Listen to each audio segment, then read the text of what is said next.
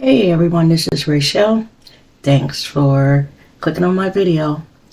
And y'all, I came in tonight before I went to bed because I just got done watching a little bit of Rob Rax's live that he's currently doing. The live is still going on. But I had to leave. And here's why. When I look at this man, he very clearly has some mental illness going on, along with all that damn drinking. And it is a lethal combination. I came away from his live with a different feeling. When I looked at him, he looks rough. Rough. Like these last few weeks have been really bad for him. Now, don't get me wrong. His current situation is all his own fault. But I believe that it's because he's dealing with some mental issues. And I'm not saying that to be ha funny. It's clear that he has mental issues. And that drinking is making it worse. When I was reading his chat, people were egging him on to drink. I guess they want him to get turned up and act a fool for their entertainment. I just didn't want to watch that. It's clear that he has no place to stay. He says that he left his family's house. But actually, I believe they probably asked him to leave. He no longer has a job. And he no longer has his car. The fun and games, and the time that we laughed after he was arrested, and, all the talk that we've done the last couple weeks, wondering if he was going to get out. And then, once we realized that he was out. But just sitting there tonight, the giggles were over for me. Because I can't laugh at someone that so clearly has something wrong in his mind, and then he's drinking whole entire bottles of liquor by himself, That's not amusing or entertaining to me. He says that Tracy has his stuff, his jewelry, and he also accused her of taking money off of his bank card and a whole host of other things. Y'all, honestly, I don't believe she took any money off his card. I don't believe that. That would mean she would have to have his PIN number or an ID to use it as a credit card. I don't know. For some reason, that part I don't believe. But he believes it. Okay? I went into Tracy's live for a little bit, and Tracy said, I do still have his stuff.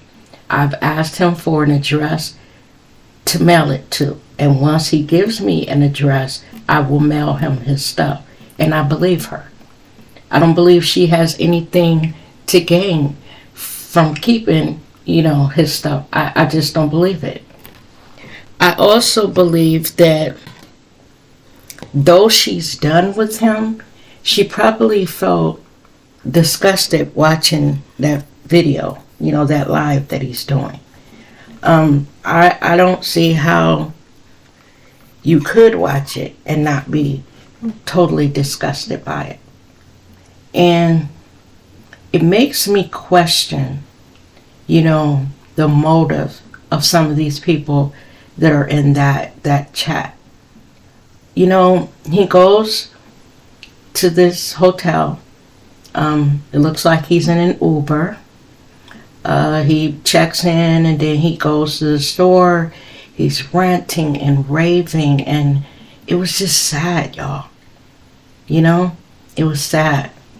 Now, like I said, I don't blame anyone else for the situation that he's in. I put the blame squarely on him. But I'm going to pray for him, because what he's dealing with right now, being an alcoholic, someone with mental issues, homeless, no job, no car. Because if his car was impounded, and it's been impounded for going on 3 weeks now, unless he has that full impound amount, his car is gone. So in his sober moments, all of this is playing out in his mind. Now, he might put on a brave face for the camera and, huff and puff. But in his sober moments, he knows better than anyone the state that he's in. He knows better than anyone that what's going on with him is his fault. And it probably makes him drink more. So no, I can't sit up and watch a train wreck happening. So when I got off his live, I said a little prayer for him. I don't enjoy watching someone who is so clearly mixed up in the mind, or has something going on with this mind, because I don't see how anyone could just think that this is a big bad persona that he's putting on. Yeah, he's doing that too, but that persona is rooted in some type of mental illness, and you're an alcoholic. His stuff is messed up. He is a 46-year-old man.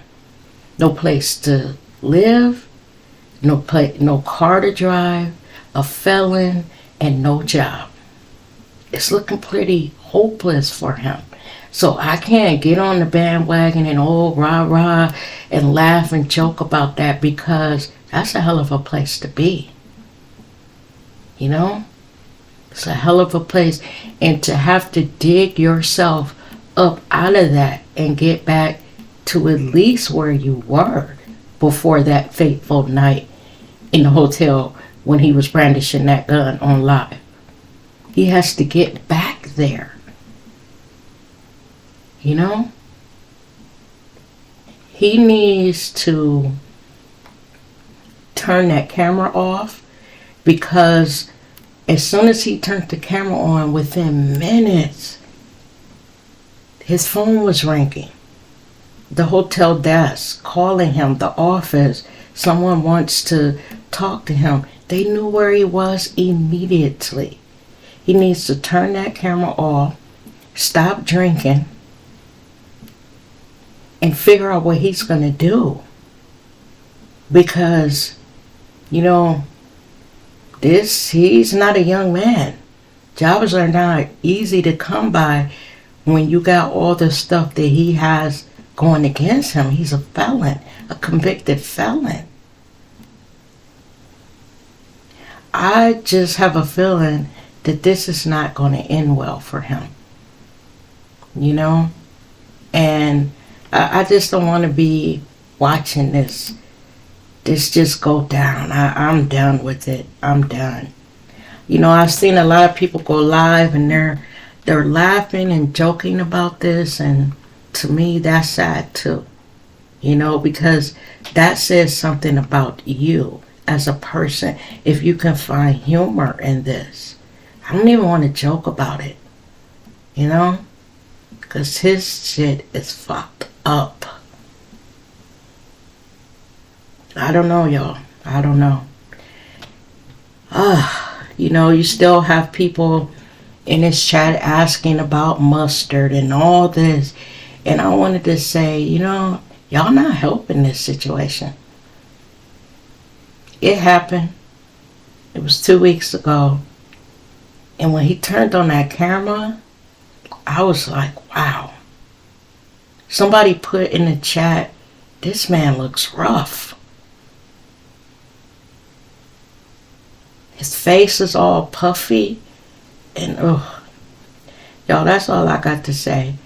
I'm about to upload this video, take me a nice hot shower, lay in my comfy bed, and I will say another prayer for that brother, because the hole that he has to dig himself up out of right about now, I wouldn't want to be down there with him, trying to get back to where I was. I don't wish that on my worst enemy. Not at this age, you know? Not at this age. He's not a young man anymore, where people are willing, you know, to give you a chance, even though you might have a strike against you. He's not a young man. And I'm pretty sure, like I said, in his sober moments, all of that is going through his mind. And with that, y'all, I'm out of here. Y'all have a good night. Stay safe out there, and I'll see you in the next video. Bye-bye now. Y'all, I had to come back. While I was waiting for my video to upload, I clicked back on Rob's live, and he is no longer in the live.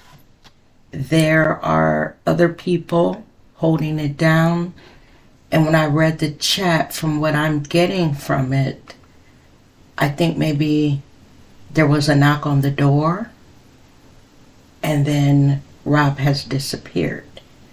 So I had mentioned that people had kind of figured out where he was, and from what I'm getting from the chat, he had gotten turned up, and maybe the hotel people have come to his room, and maybe we're about to see a repeat of what just happened almost 3 weeks ago. I'm gonna end this this video and just watch for a few minutes. See, this is what I'm saying. This is really sad. This is really sad. These people that are egging this man on, they're not taking into account that he has a mental illness and that he's an alcoholic. You know, they're boosting this shit up. This is really sad. Alrighty, y'all. Let me out of here. Have a good night.